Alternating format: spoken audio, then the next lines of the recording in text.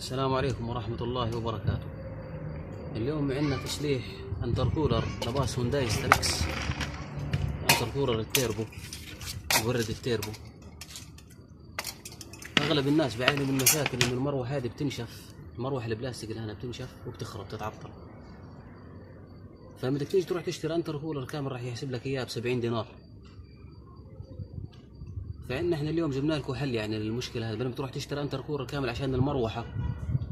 في مراوح زي هيك بتنباع عند المحلات التكييف او الاجهزه الكهربائيه.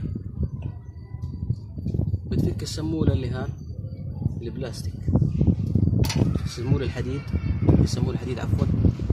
وهذه المروحه بدل المروحه البلاستيك تروح تغلب حالك تشتري انتركولر كامل 50 دينار اللي هو حقه مبلغ يعني. هذه المروحه حقه نص دينار عند تبعون محلات التكييف والتبريد.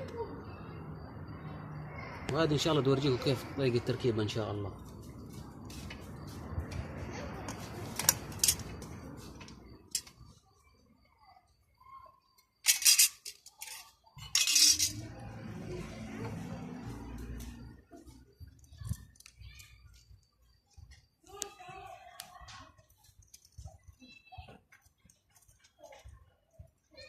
طبعا انت بتفحصها لما تركب المروحه، تفحص بتشغل كهرباء عليها بتعرف انه في دفع هواء ولا ما في دفع هواء، انك بتسحب بتبرد ولا بتدفع الهواء.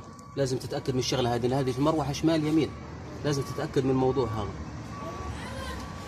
ويعطيكم العافيه، ان شاء الله يكون التجربه عجبتكم هذه ووفرنا عليكم.